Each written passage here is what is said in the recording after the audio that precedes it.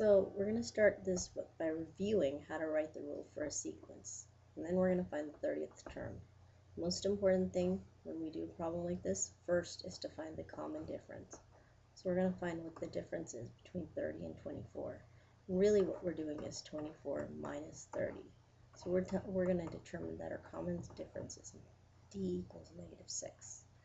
Now, to make things a little bit easier, I'm going to work from this formula. A sub n equals a sub 0 plus d times n. We already have a d value, which is d equals -6. We know a sub 1 equals 30. And based on this, n equals 1, because it's a number down at the bottom. So what we're going to do is put it into our equation.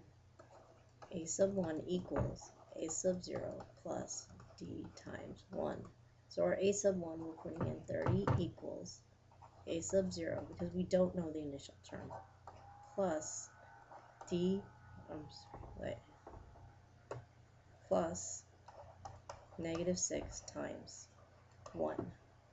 So we get 30 equals a sub 0 minus 6.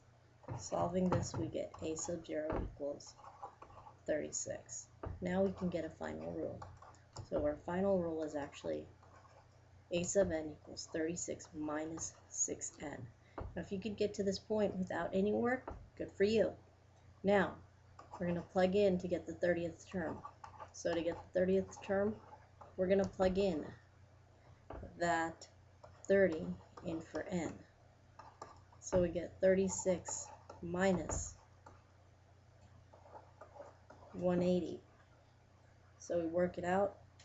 Our final term is actually going to be minus 130, so that's 140, so it's -144. Now, the next example, we're going to write the rule for the sequence given that the common difference is 4 and the first term is 5. First thing we need to look at, the common difference is 4, which means our d value is 4. And the first term is 5, meaning we can say a sub 1 equals 5. It's really important to understand the vocabulary. We'll find the 20th term in a second. But now we're going to use our formula. We have a sub n equals a sub 0 plus d times n. So again, we have n here because n is 1 based on the 1 there. So we're going to plug it in. 5 equals a sub 0 plus 4 times 1. To solve, multiply the 4 and the 1, so we get 4. Finally, we get a sub 0 equals 1 by subtracting 4 from both sides. So our rule is going to be 1 plus 4n. So this is going to be the rule for the sequence.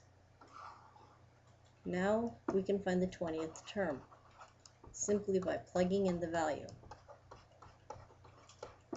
So we get 1 plus 80. So we get a sub 20 equals, actually not 80, yeah, a sub 20 equals 81. Now you try the next problem. I'll give you a moment, pause the video, see if you can get the equation.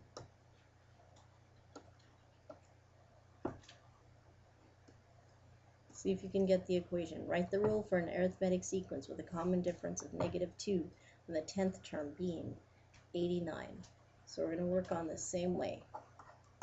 Difference equals -2. We're talking about the 10th term. This is a sub 10 equals 89, meaning n value is 10. We're going to plug it into our equation like we did before. A sub n equals a sub 0 plus d times n. Our 89 is going to be the a sub n. We don't know a sub 0, but we know our d is -2 and our n is 10. By solving, we get 89 equals a sub 0 minus 20, so a sub 0 equals 109. Now for the final step. we always have to write the general rule, meaning it's 109 minus 2n. This is our general rule. Now we plug it in to get the 20th term. Remember, the 20th term is really a sub 20. We solve this and we get a sub 20 equals 109 minus 2 times 20. If we work it out, we should get 64. Example 3. Write the general rule for an arithmetic sequence whose 4th term is 21 and 10th term is 45. And then find the 20th term. So the first thing we're going to do here